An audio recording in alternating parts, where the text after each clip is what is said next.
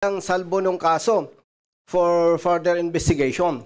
Doon pa lang, malabo na. Pinagsisibak yung pulis natin, malabo na. Now, ang instruction po ng ating Pangulo, BBM, is banning of POGOs, whether illegal or legal. So, ako po, galing sa PNP, pag ito ay hindi nabigyan ng attention, yung instruction po ni Pangulong BBM, parang lalambot Matatakot na yung mga pulis, yung mga operatiba.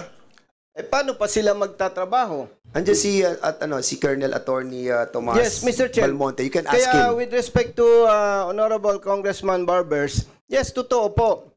Pwede nating skip na itong issue.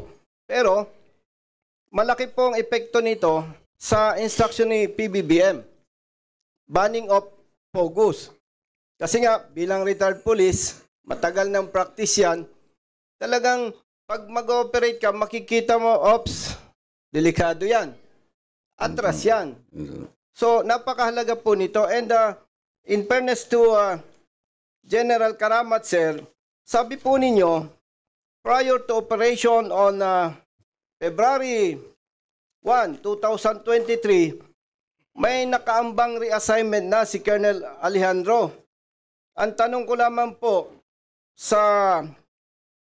kay General Karamat, di po ba merong Senior Officers Placement Board, SOPB sa PNP? Tama po ba? We had independent officers placement board in every unit, sir. And I have my command group, sir. And the transfer. Okay. General Karamat, sir. Sinasabi po ninyo na prior to said operation, talagang for transfer na si Colonel Alejandro. Ang tanong po, nabanggit mo na meron po kayong independent SOPB. So, na-process po ang transfer niya. Yes, sir. So, meron pong SOPB resolution. Tama po ba? I presume because the order was issued. And as a director of the CIDG, it is my prerogative also to choose my men, sir. Yes, General Karamat, sir. I agree with you. Powers and prerogatives.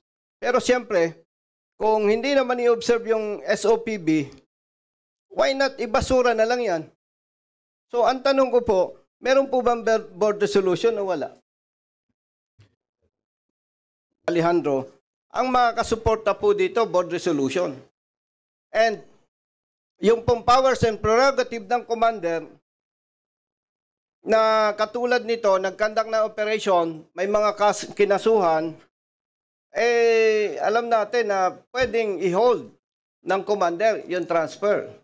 If ever na merong board resolution na. So malaman lamang po, Mr. Chair, kung merong board resolution itong reassignment ni Colonel Alejandro, Mr. Chair. Sir. Ay, what?